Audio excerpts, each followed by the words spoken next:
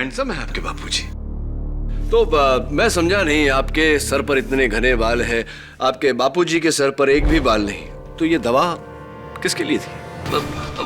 वो कहीं पुलिस के लिए तो नहीं थी? ताकि पुलिस उस दवा के पैकेट के जरिए दवाखाने तक पहुंचे और दवाखाने के जरिए आप ये कहना चाहते कि इसने जानबूझकर ये पूरी गिराई? जी जी। केडी भाई, ऐसा आपके मुंबई में होता होगा, हमारे अहमदाबाद में नहीं, है ना? एक बात बताइए प्रोसिक्यूटर साहब, अक्सर चोर चोरी करके भाग जाता है, फरार हो जाता है, तो फिर गट्टू ने ऐसा क्यों नहीं किया? वो अपने घर जाकर चोरी की रकम बिस्तर पर फैलाकर दरवाजे खिड़कियां खोलकर क्यों बैठा था? उसकी बेवकूफी थी या चालाकी, ताकि पुलिस तुम्हें पकड़े और तुम अदालत में दक्षाबेन के खिलाफ गवाही दो।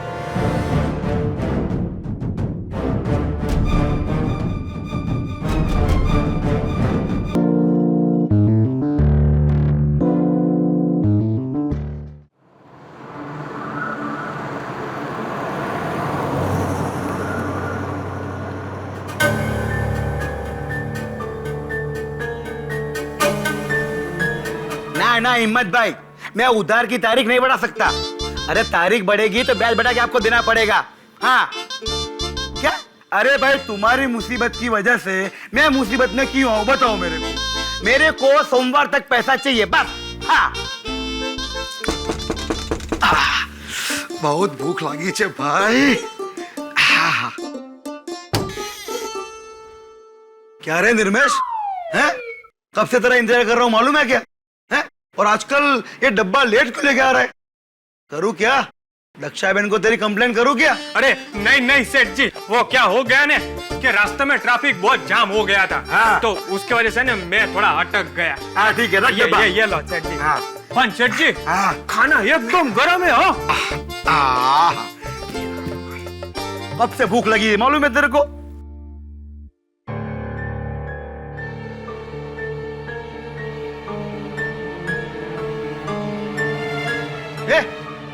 क्या देख रहा है उधर? हैं? सेठ जी, वो क्या है ने कि दक्षाबेन ने है ने पिछले महीने के टिफिन के पैसे मंगाए। अरे तेरे को और दक्षाबेन को मेरे पे भरोसा नहीं है क्या? हैं? क्या मैं आज ही मरने वाला हूँ? हैं? रुक, देता हूँ। रुक, किधर खड़ा रहे?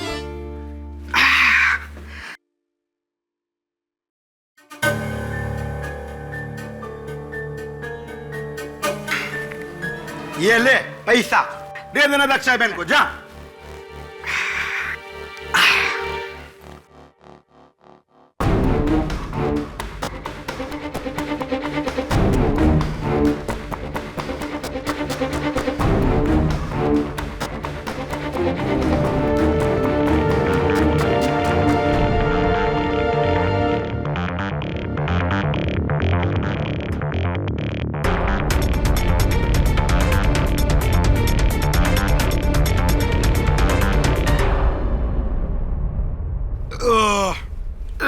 भगवान ना।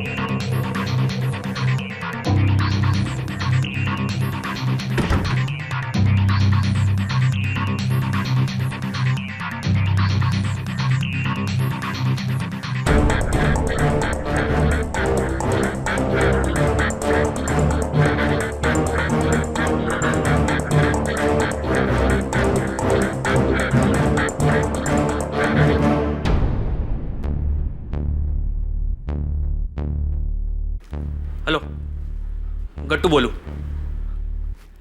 बेहोश हो गए? हाँ हाँ, 100%। खाने ने अपना काम कर दिया है। हाँ, रखता हूँ।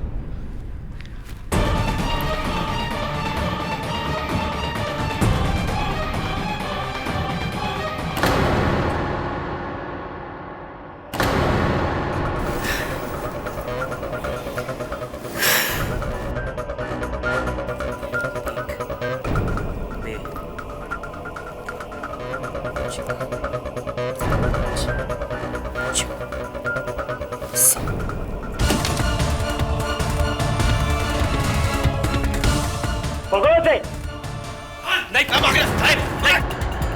अरे पण पे कहीं નથી કર્યું। અરે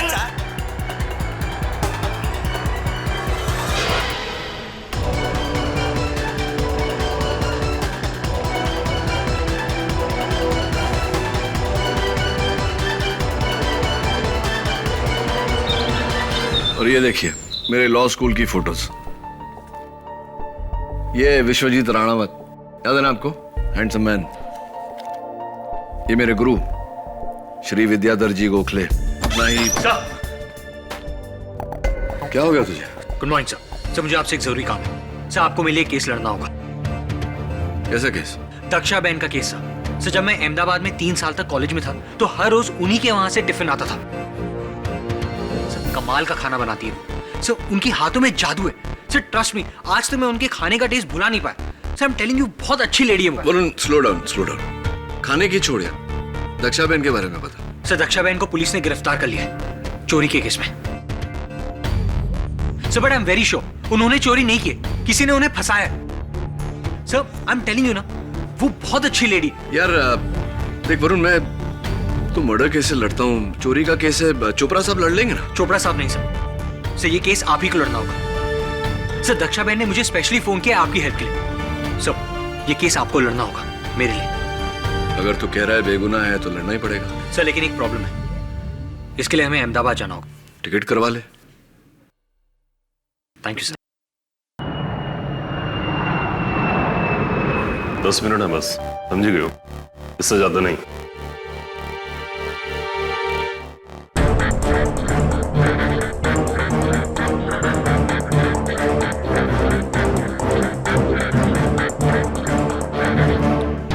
दक्षाबेन, जय श्री कृष्ण। मैं केडी पाठक। केडी बहन, जय श्री कृष्ण। आपको कौन नहीं जानता, पूरे गुजरात में आपके नाम का डंका है। कभी सोचा नहीं था कि आपको इस तरह से सलाखों के पीछे मिलूंगी। आप चिंता मत करिए, यहां ज्यादा समय तक नहीं रहना पड़ेगा। बताइए उस दिन क्या हुआ था? योर ऑनर, हमारे अहमदाबाद में ही नहीं लेकिन पूरी दुनिया में यह कहावत है कि किसी भी इंसान के दिल का रास्ता उसके पेट से होकर गुजरता है। पर हमारी दक्षा बहन की यह कहावत है कि किसी भी इंसान की तिजोरी का रास्ता उसके पेट से होकर गुजरता है। 14 सितंबर दोपहर 1:30 बजे दक्षा बहन ने अपने क्लाइंट साहूकार खिमजी वोरा के यहाँ अपने टिफिन का डिब्बा भेजा। ये टिफिन का डिब्बा जिसमें तरह तरह के स्वादिष्ट पकवान थे, इतने टेस्टी, इतने अच्छे कि इंसान पकवान के साथ साथ अपनी उंगलियां भी चाट जाए और फिर बेहोश हो जाए, क्योंकि इसी दक्षा बहन ने उसमें बेहोशी की दवाई मिलाई हुई थी।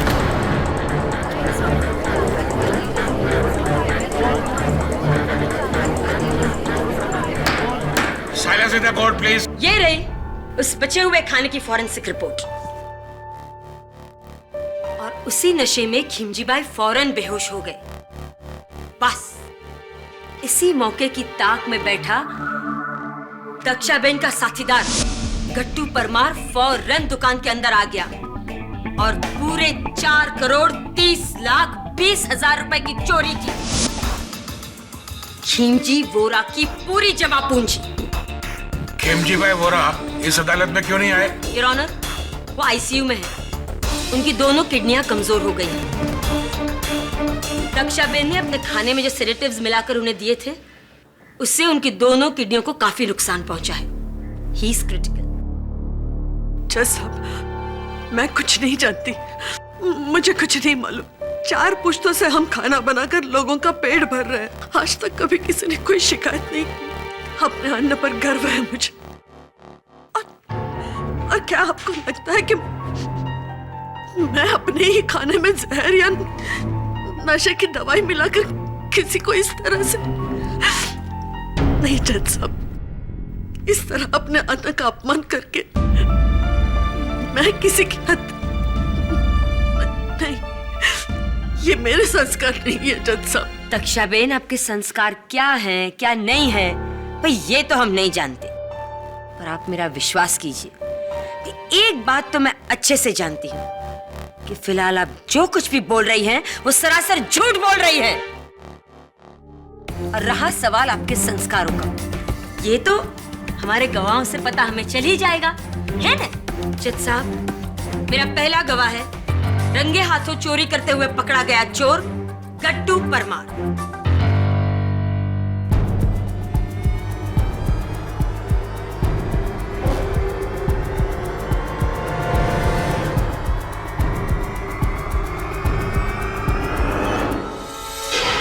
जी, मैंने पुलिस को बोल दिया है, चोरी मैंने ही की थी।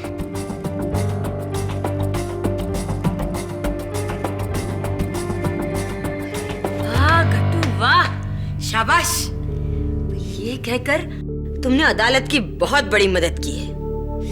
पर हमारी एक छोटी सी प्रॉब्लम और है, उसे भी सॉल्व कर दो। खिमजी बाई के घर से कुल 4,30,20,000 रुपए चोरी हुए थे, पर तुम्हारे घर से तो उसकी आधी रकम ही बरामद हुई है ना? बाकी नहीं। बाकी रकम मैंने उसको दी थी जिसने मुझे चोरी करने वहां भेजा था, मेरा भागीदार। तुम्हारा भागीदार है ना? कौन? दक्षाबेन।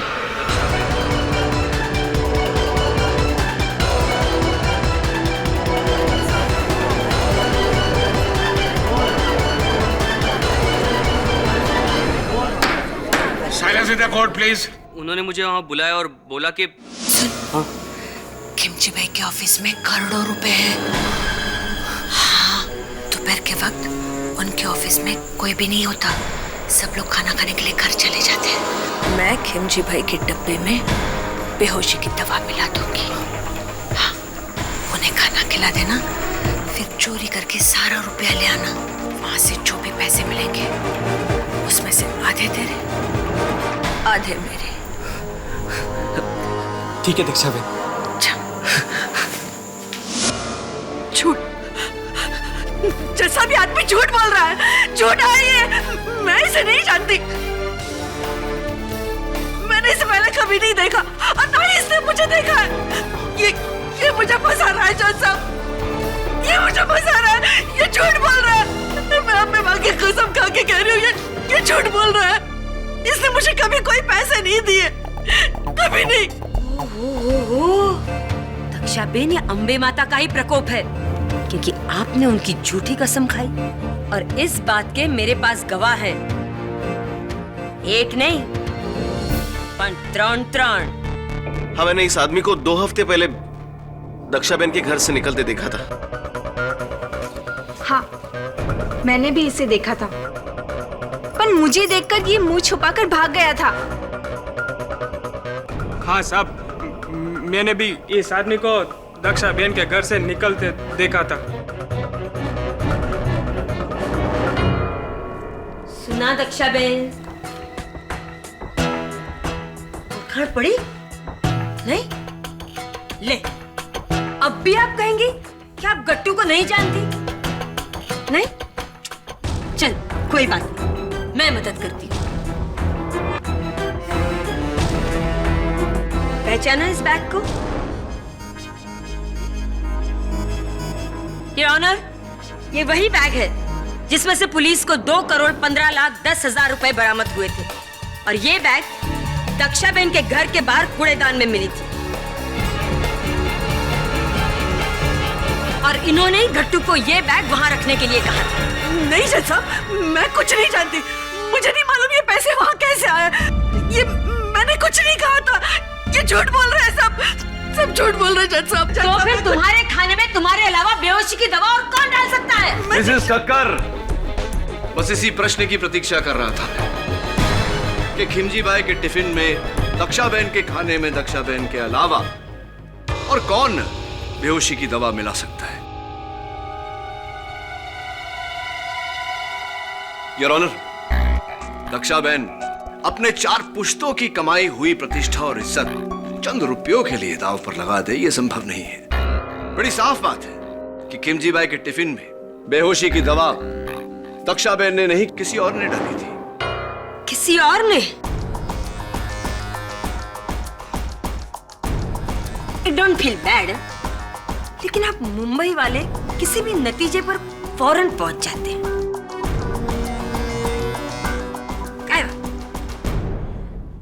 दक्षाबेन, मैं चाहूंगी कि आप अदालत को अपने पूरे दिन का रूटीन बताएं, डिटेल में, ताकि हम हमारे मेहमान मुंबई से आए हुए मेरे दोस्त केडी भाई ये जान सके कि ये काम किया किसने है ना? हाँ है। बोलिए। जी जैसा मैं रोज सुबह 5 बजे उठ के स्नान करके भगवान की पूजा करके रसोई में जाती हूँ। फिर मैं दाल, अनाज और तरकारी साफ कर लेती हूँ।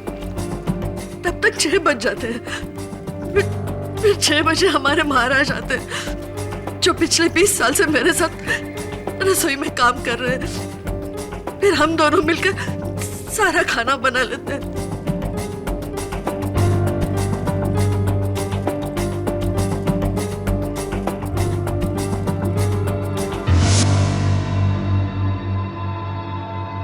राइट, यानी आप दोनों ही होते हैं, कोई तीसरा नहीं होता? नहीं केडी भाई, हमारे महाराज तो इतने गुणी है कि वो अकेले हाथ सबका खाना बना सकते हैं। फिर 10 बजे तक सारा खाना बन जाता है, दाल, चावल, सब्जी और मीठा। फिर 10 बजे पवित्र आती है।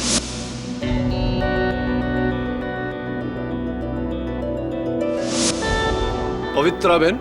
जी, पवित्रा सारे डब्बे साफ करके मुझे देती है और फिर मैं उन डब्बों को चेक करके मैं, महाराज और पवित्रा डब्बों में खाना भरते हैं।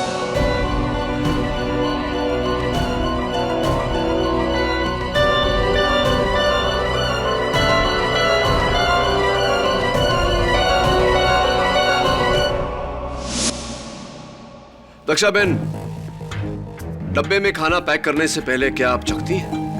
हाँ हाँ केडी भाई, हमेशा।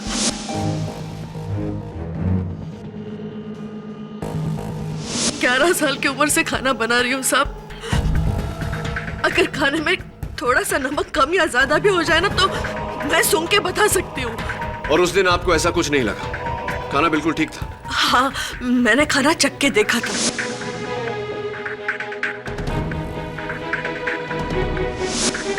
चलिए, खाना तैयार हो गया, डिब्बों में भर गया। फिर मेरे दोनों लड़के आते हैं, निर्मेश और मनसुख। मेरा मतलब जो मेरे लिए रसोई में काम करते हैं। फिर ये दोनों अपने अपने लिस्ट के मुताबिक डब्बों को बांटने के लिए चले जाते हैं। मतलब ए से लेकर जेड तक, खाना बनाने की क्रिया से लेकर उसे डिब्बे में भरकर भेजने की क्रिया तक, हर काम आपकी नजर के सामने होता है ना? तो जब ये कार्य चलता है उस समय आप कहाँ होती? मैं वही रहती हूँ केडी भाई, मेरी नजर यहाँ से वहां जरा नहीं हटती। दक्षाबेन, खिमजी भाई को डब्बा किसने पहुंचाया था? जी, निर्मेश ने। भी क्या बताओ साहब, मेरे सामने तो ना डब्बा पूरा टाइम बंद था। हाँ? क्योंकि मैंने तो डब्बा लिया ने, मैंने तो सीधा साइकिल पे टांगा ने, बिना किधर रुके मैं तो सीधा खेमजी भाई के ऑफिस पर पहुंच गया। क्या है ना कि उनका डब्बा पहला था ना, तो सब मैंने तो घंटी बजाया, डब्बा दिया, महीने के पैसे लिए ने, मैं तो निकल गया साहब।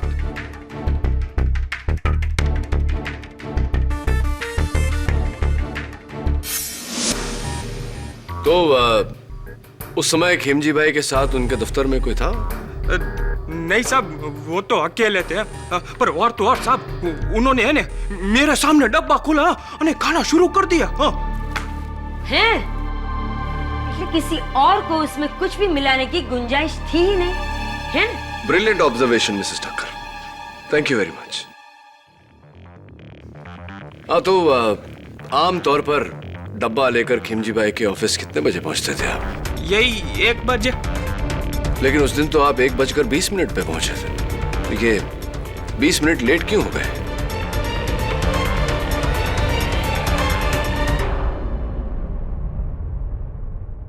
नहीं साहब, ऐसा आपको किसने बोला है? जज साहब, मेरा नाम किशन भाई धारीवाल है और मैं भी खेमजी भाई की तरह एक साहूकार हूँ और मेरा दफ्तर और इनका दफ्तर आजू बाजू है। और ये लड़का उनको टिफिन देने के बाद मेरे को टिफिन देता था, लेकिन उस दिन ये 20 मिनट देरी से आया। चलिए निर्मेश, अब बता दीजिए कि 20 मिनट देरी क्यों हो गई आपको? अभी साहब क्या बताऊं मैं आपको? सच बताओ साहब, क्या है ना कि उस दिन मैं ऑलरेडी 20 मिनट लेट चल रहा था। आधे रास्ते में पहुंचाने मेरे को पता चला कि एक डब्बा कम थी है, तो साहब मैंने क्या किया ना, मैंने साइकिल वापस घुमाई, डब्बा ढूंढने गया, लेकिन साहब मेरे को डब्बा मिला नहीं। साहब मैं बहुत घबरा गया था साहब। तो क्या है ना साहब कि अगर दक्षा बहन को पता चलता ना तो मेरे को बहुत डांट पड़ती साहब। फिर क्या किया तुमने? साहब फिर है ना मैंने मनसुख को फोन किया। क्या है ना साहब कि उस दिन ऑफिस में उसका एक ग्राहक नहीं आया था साहब, तो मैंने है ना उससे एक एक्स्ट्रा डब्बा मांगा और मनसुख ने ना साहब मेरे को चुपके से वो डब्बा दे दिया। तो ये गुमशुदा डब्बा कहानी है या बहाना उस डब्बे के खाने में जहर डालने के लिए?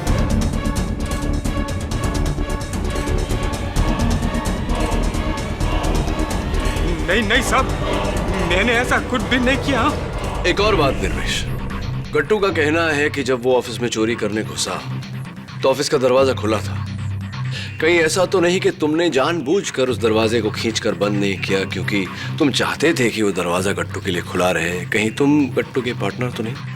नहीं साहब, वो क्या है ना कि दरवाजा भूल से मेरे से खुला रह गया होगा। दक्षा बहन, केडी भाई, निर्मेश ऐसा नहीं कर सकता। वो सालों से मेरे साथ है, वो तो मेरे बेटे जैसा है। वो बहुत भोला है केडी भाई, वो ऐसा नहीं कर सकता। और तो और साहब, अगर आपको है ना डब्बे के बारे में यकीन ना आता हो ना तो आप मनसुख से खातिरी कर लीजिए। हाँ जी, उस दिन निर्मेश को एक्स्ट्रा डब्बा मैंने ही दिया था। तो मनसुख भाई, कहीं ऐसा तो नहीं कि जो डब्बा आपने निर्मेश को दिया वही डब्बा निर्मेश ने खिमजी भाई को दिया?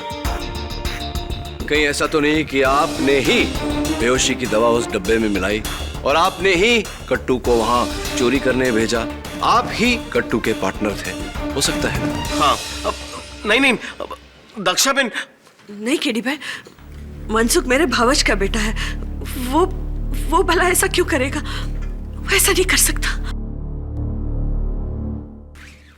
केडी भाई, आपकी मुवक्किल खुद आपके सस्पेक्ट को निर्दोष का सर्टिफिकेट दे रही है। अब आप क्या करेंगे? प्रोसिक्यूटर साहिबा, मैं सोच रहा हूं कि गट्टू चोर को कटघरे में बुलाओ। क्या ख्याल है आपका? तो गट्टू जी, दोपहर के 1:30 बजे आपने चोरी की और उसी दिन शाम के 5 बजे पुलिस ने तुम्हें धर लिया। इतनी जल्दी पुलिस तुम तक पहुंच कैसे गई? 1 मिनट केडी भाई, अगर आप ये कहना चाहते हैं कि तेजी और चपलता सिर्फ आपकी मुंबई की पुलिस में है ना, हमारे अहमदाबाद की पुलिस भी कुछ कम नहीं। खिमजी भाई के ऑफिस में गट्टू से ये संजीवनी हर्बल दवाखाने में बनी ये जड़ी बूटी का पैकेट गिर गया था। बस सिर्फ इस एक सबूत के सहारे हमारी पुलिस ने गट्टू को ढूंढ निकाला।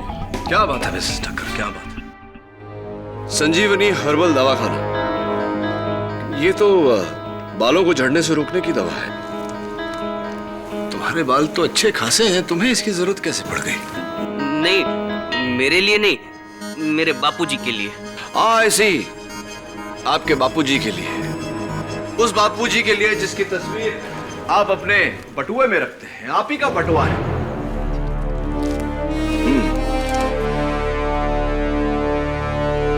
बड़े हैंडसम है आपके बापूजी।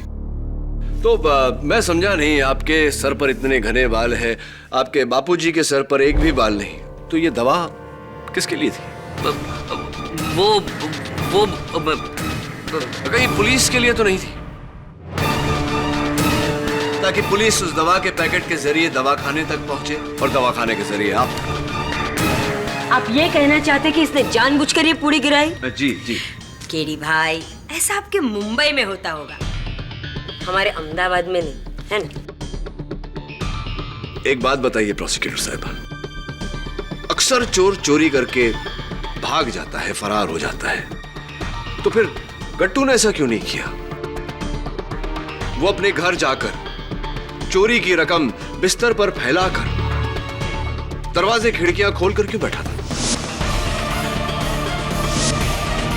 ये उसकी बेवकूफी थी या चालाकी, ताकि पुलिस तुम्हें पकड़े और तुम अदालत में दक्षाबेन के खिलाफ गवाही दो।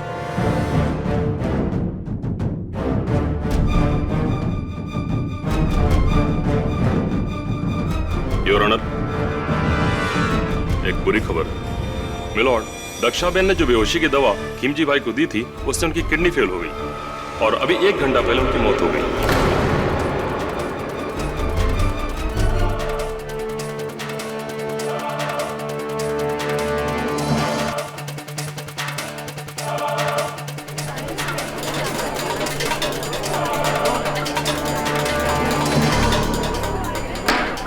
Silence in the court please. Dakshaben, ये क्या कर दिया तुमने? कुछ पैसों के लिए आपने एक आदमी की हत्या कर दी। तो आप पर सिर्फ चोरी का इल्जाम था। आप एक खूनी है आप। जज साहब, खिमजी वोरा की हत्या के आरोप में दक्षाबेन को कड़ी से कड़ी सजा दी जाए। नहीं जज साहब, मैंने कुछ नहीं किया, मैंने कुछ नहीं किया केडी भाई। खिमजी भाई की दुखद मौत ने इस केस को बड़ा ही गंभीर मोड़ दिया है। जिस तरह के हालात दिख रहे हैं, मैं ये सोचने पर मजबूर हो गया हूं कि क्या यह पूरा षड्यंत्र सिर्फ पैसों की चोरी के लिए किया गया था या खिमजी भाई की मौत के लिए। यह केस एक मर्डर केस बन चुका है। जब तक इस केस की पूरी तरह छानबीन ना हो, यह अदालत मुलतवी की जाती है।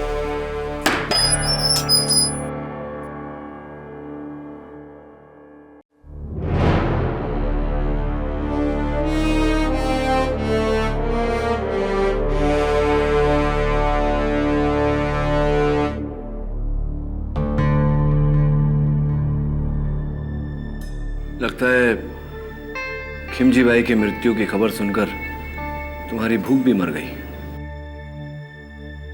मैं जानता हूं कि तुम जानते हो दक्षाबेन सच बोल रही है, यानी कि मैं जानता हूं कि तुम झूठ बोल रहे हो। ये नहीं जानता कि क्यों झूठ बोल रहे हो, क्यों दक्षाबेन को फंसा रहे हो, किसके कहने पर? योजना के अनुसार चोरी की आधी रकम तुमने दक्षाबेन के घर के बाहर कचरे के डिब्बे में डाला, उसके बाद अपने आप को पुलिस को पकड़वा दिया। उस खाने में बेहोशी की दवा भी तुम्ही ने डाली थी। नहीं, तो किसने मिलाई थी? ये मैं आपको नहीं बता सकता। देखिए, मैं बहुत बुरी तरह फंस गया हूँ। मुझे नहीं पता था कि वो सेठ मर जाएगा। मुझे लगा कि मुझ पर चोरी का इल्जाम आ जाएगा और मैं उसकी दी हुई जमानत से छूट जाऊंगा। देखो गट्टू, मैं जानता हूं कि तुम बेगुनाह हो, इस कत्ल में तुम्हारा कोई हाथ नहीं, और अदालत में मैं तुम्हारी सजा कम भी करवा दूंगा, लेकिन तुम्हें अपने भागीदार का नाम बताना होगा। उसी की वजह से तो अब जज साहब ने मुझे फांसी की सजा दे देंगे। मुझे पूरा यकीन है कि तुम बेकसूर हो और तुम्हारी सजा मैं कम करवा दूंगा, लेकिन तुम्हें ये तो बताना पड़ेगा कि तुम्हारा भागीदार कौन है। ये क्या हो रहा है केडी भाई?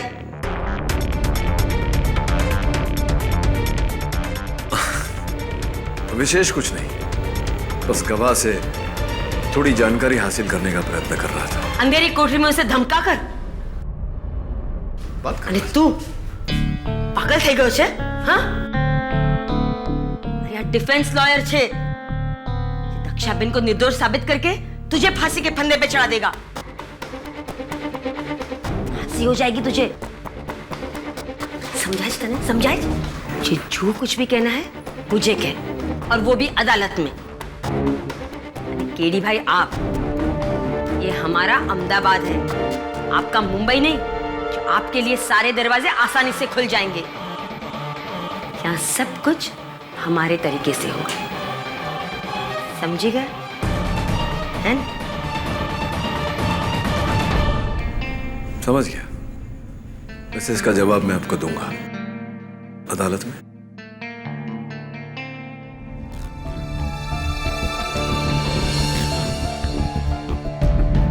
सर, बोल। सर ये रहा टिफिन, दक्षाबेन के घर से ही लाया हूं। और उस दिन ऐसा ही टिफिन खिमजी भाई के यहाँ भी गया था। और सब, और सर ये दक्षाबेन की रेसिपी की किताब जो आपने मंगवाई थी। पर आप इस किताब का क्या करेंगे? उंधियू की रेसिपी देखना चाहता हूँ। बैंगन, आलू, सूरन, असली घी कहीं पर भी नहीं, और दाल ढोकली।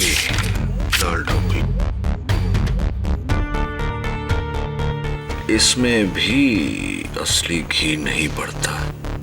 असली घी? हाँ, असली घी पर, क्योंकि फोरेंसिक्स के रिपोर्ट के अनुसार खिमजी भाई को जो डब्बा गया था उस खाने में असली घी के ट्रेसेस पाए गए। देखना यह है कि असली घी ऊंधियू में था या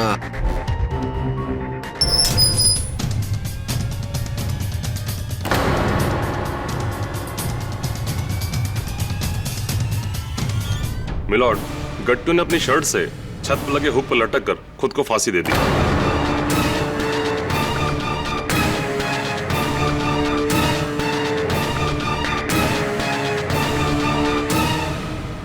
गट्टू ने अपनी जान दी नहीं या ऑनर, बल्कि केडी पाठक ने उसकी जान ली है।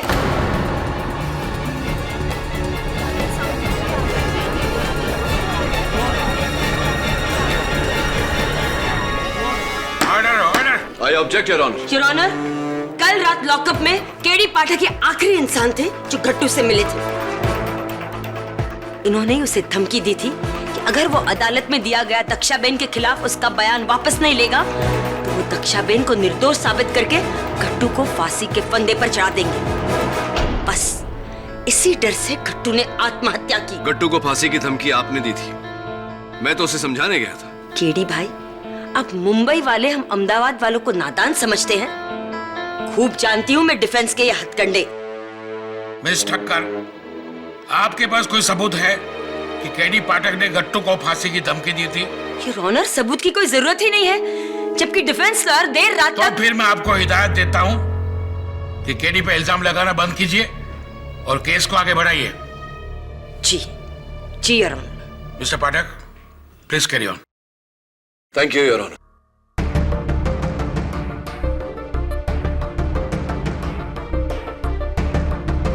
योर ऑनर, ये हूबहू वैसा ही टिफिन है जैसा उस दिन खिमजी भाई के दफ्तर में भेजा गया था।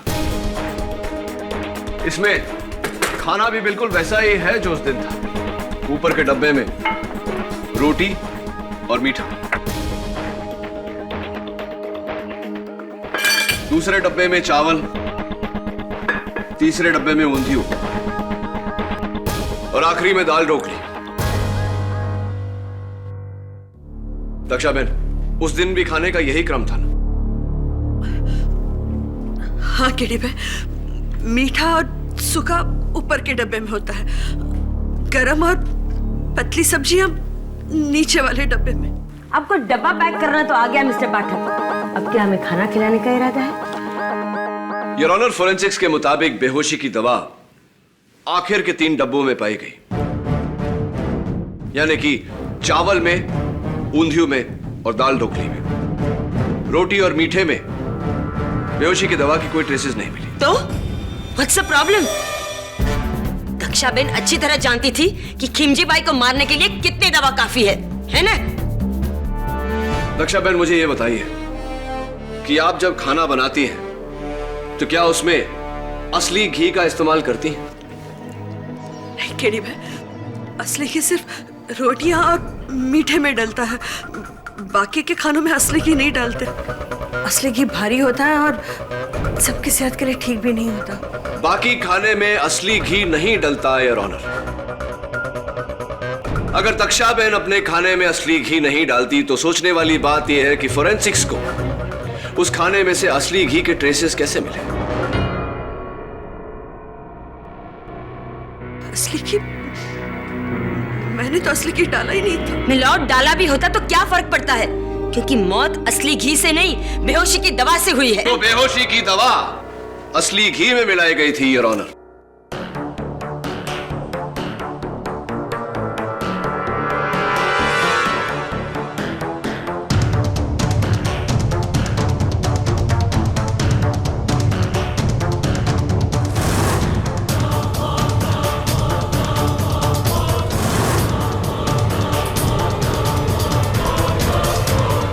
योर ऑनर, इस घी को खिमजी बाई के टिफिन के ढक्कनों पर इस तरह लगाया गया।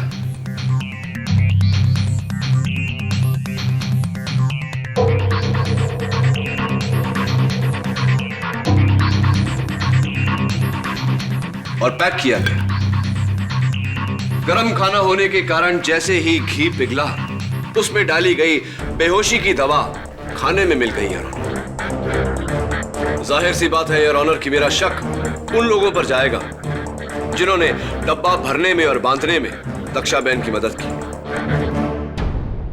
सबसे पहले मैं पवित्रा बेन को कटघरे में बुलाना चाहूंगा। आता मैं शू बोलो छो? आप ये क्या कह रहे हैं साहब? मैं घी में जहर मिलाकर डब्बों के ढक्कन पर? ना ना, अपनी बहन समान दक्षाबेन के साथ मैं ऐसा नहीं कर सकती। मुझे क्या नर्क में जाना है? दक्षाबेन, मैंने ऐसा कुछ नहीं किया, मैंने ऐसा कुछ नहीं किया। केडी भाई, पवित्रा ऐसा नहीं कर सकती। वो बहुत भोली है। फिर तो एक ही शख्स बचता है, योर ऑनर। महाराज जी। क्या मैंने उस भोजन में बेहोशी की दवा मिलाई? अरे बुद्धि भ्रष्ट हो गई है तुम्हारी। मैं पूछ रहा था आपसे। एक बात कान खोलकर सुन लो, अपने भोजन से किसी की जान लेने से पहले मैं अपनी जान ले लूंगा। शांत शांत થઈ जाओ महाराज। मुंबई वालों जी, आई होप आप समझ गए केडी भाई। शांत हो जाइए महाराज। केडी भाई आपको नहीं जानते ना, इसलिए उन्होंने। केडी भाई, महाराज तो मेरे गुरु समान है। वो भला ऐसी हरकत क्यों कर सकते हैं? वो ऐसा नहीं कर सकते। दक्षाबेन, अगर सभी निर्दोष है तो उस खाने में बेहोशी की दवा क्या आप? अपनी बात पूरी कीजिए मिस्टर पाठक। तो क्या खाने में बेहोशी की दवा आपने मिलाई थी दक्षाबेन? नहीं नहीं, मैं तो आपकी बात से बिल्कुल सहमत हूँ। बल्कि मैं तो कोर्ट से कब से कह रही हूँ कि दक्षाबेन ही खूनी है।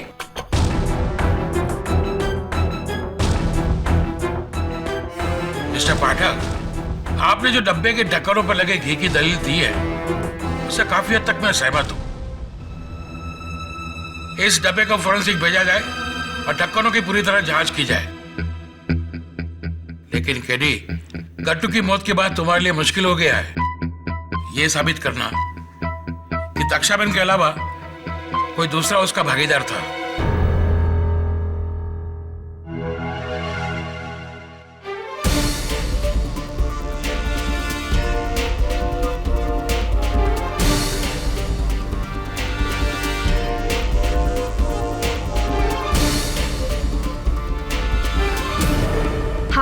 मैंने भी इसे देखा था, पर मुझे देखकर ये मुंह छुपाकर भाग गया था।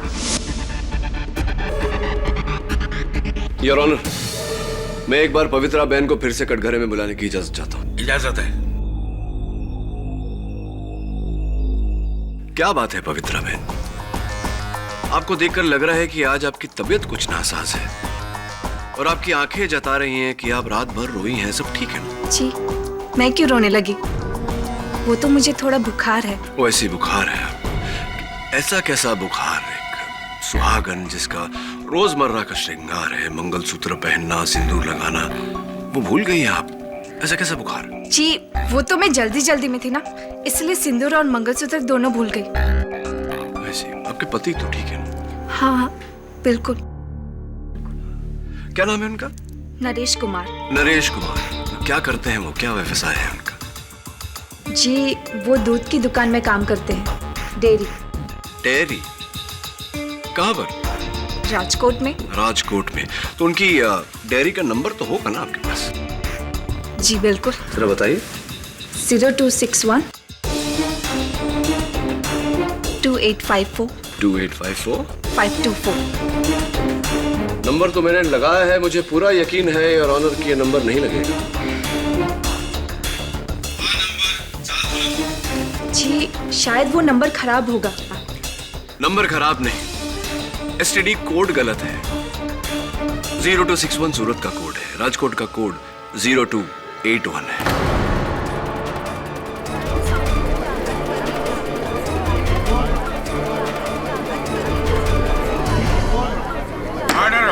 जरा अपने हाथ बताइए, कलाई बताइए।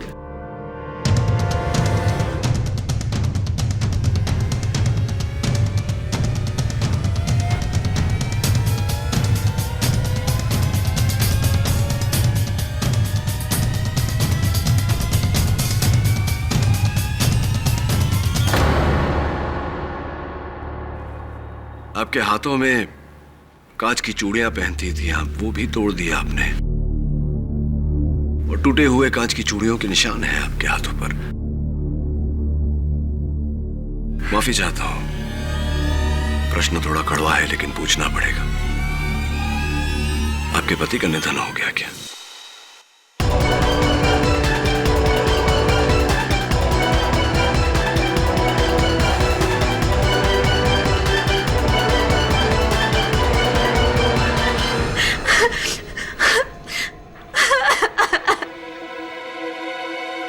यही दंड है मेरा कि मैं अपने पति की मौत पे खुल के रो भी नहीं सकती। लेकिन वो मरा, मेरी वजह से वो मरा। हाँ हाँ, मेरी वजह से वो मरा, क्योंकि मैंने उससे कहा था किमजी भाई के ऑफिस जाकर चोरी करने के लिए।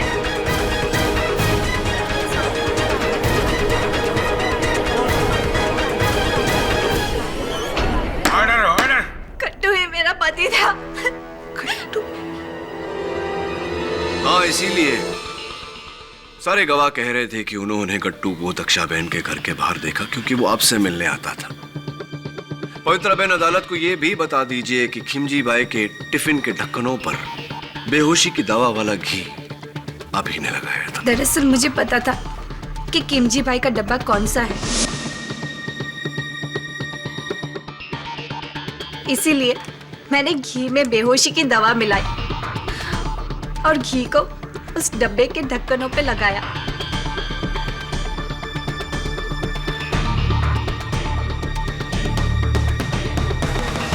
और फिर मैंने अपने गट्टू को कहा कि वहां जाकर चोरी करे।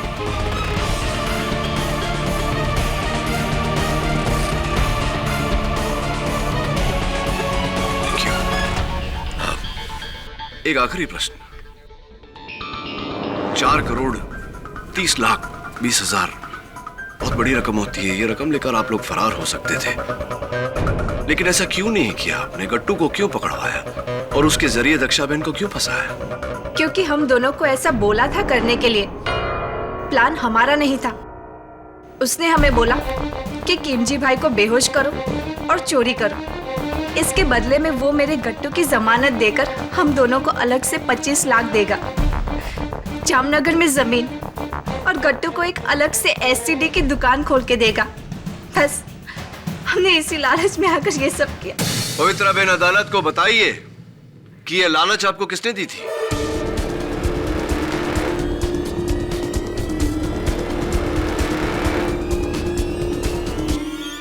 किशन भाई धारीवाल ने।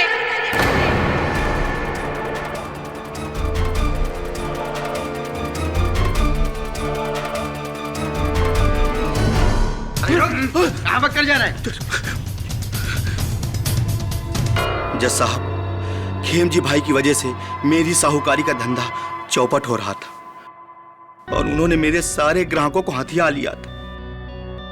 इससे पहले कि मैं बर्बाद होता, मैंने उन्हें मारने का प्लान बना डाला। जज साहब, मुझे पता था कि उनके गुर्दे कमजोर हैं और बेहोशी की दवा का जरा सा ओवरडोज उन्हें मार देगा, और इसीलिए पवित्रा और गड्डू को चोरी का लालच दिया ताकि वो अनजाने में खेमजी भाई का खून कर सके। और जज साहब, ये सब मैं अपने धंधे को बचाने के लिए किया था, और ये सारा प्लान मैंने बनाया था जज साहब, मैंने। Arrest my case, your honour. ये अदालत किशन भाई धारीवाल और पवित्रा बेन को खिमजी भाई वोरा के दफ्तर से चोरी करने और उनके मर्डर के केस में दोषी ठहराते हुए उन्हें गिरफ्तार करने का हुक्म देती है, और दक्षा बेन को इस इल्जाम से बाइज्जत बरी करती है। The case is closed.